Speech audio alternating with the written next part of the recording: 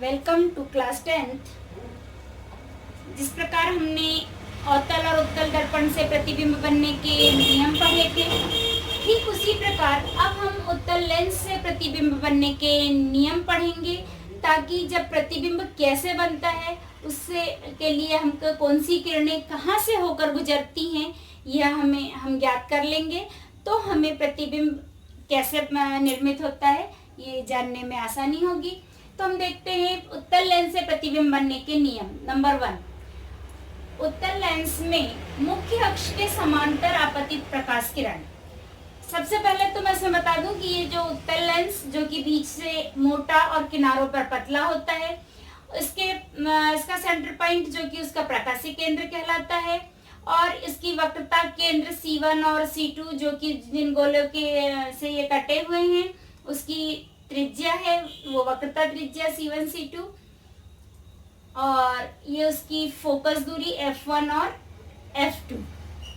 अब हम देखेंगे कि उत्तल लेंस में मुख्य अक्ष के समांतर, इसके समांतर आपतित प्रकाश किरण अपवर्तन के पश्चात लेंस के दूसरी ओर मुख्य फोकस से होकर गुजरती है। ये नियम नंबर 1। अब यहाँ पर ध्यान रखना है कि जैसे हमने दर्पण में पढ़ा था कि मुख्य अक्ष के समांतर आपतित प्रकाश किरण, यहाँ हमने पढ़ा था परावर्तन शब्द। अब यहाँ परावर्तन और अपवर्तन में ध्यान रखना है, जब भी आपके लेंस से प्रतिबिंब बनने के नियम रहेंगे तब यहाँ अपवर्तन वर्ड आना चाहिए, क्योंकि यहाँ प्रकाश एक माध्यम से दूसरे माध्यम में प्रवेश कर रहा है, जबकि परावर्तन में उसी माध्यम से लौट जाता है।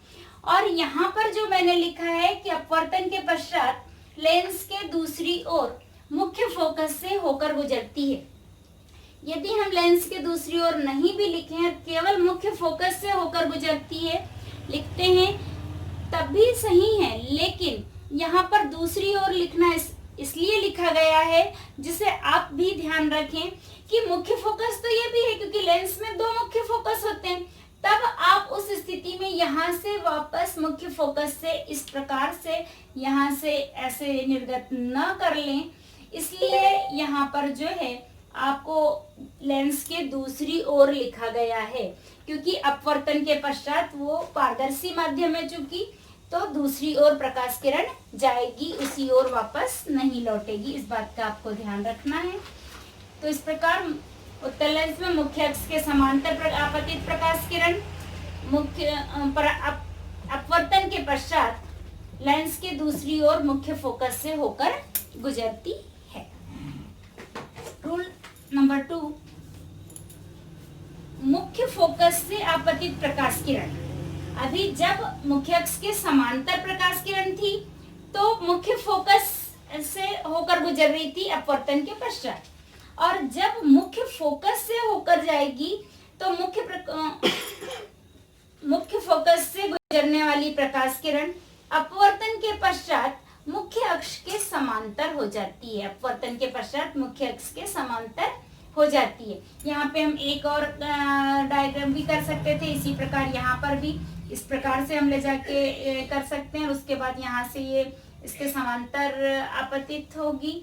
तो इस प्रकार से हम दो किरणों का भी उपयोग कर सकते हैं, या एक किरण से भी समझ सकते हैं कि मुख्य फोकस से आपतित प्रकाश किरण अपवर्तन के पश्चात ये मुख्य अक्ष के समांतर निर्गत होती है। नेक्स्ट नियम नंबर 3, लेंस के प्रकाशिक केंद्र O से गुजरने वाली प्रकाश किरण। ये प्रकाशिक केंद्र मैंने बताया था जो कि लेंस का सेंटर पॉइंट है, और इससे गुजरने वाली प्रकाश किरण जो है ये अपवर्तन के पश्चात बिना किसी विचलन के निर्गत होती है। प्रकाशिक केंद्र O से जो प्रकाश किरण जाएगी वो बिना किसी विचलन के सीधे निकल जाएगी।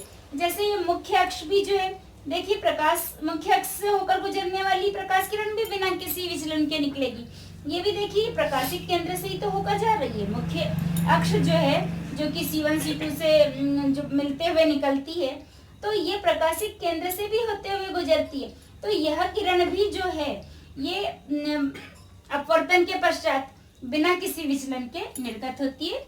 इस प्रकार क्या पढ़ा हमने तीसरा रूल कि उत्तल लेंस के प्रकाशिक केंद्र से गुजरने वाली प्रकाश किरण प्रकाशिक केंद्र ये प्रकाशिक केंद्र O, इससे गुजरने वाली प्रकाश किरण बिना किसी विचलन के सीधे ही निर्गत हो जाती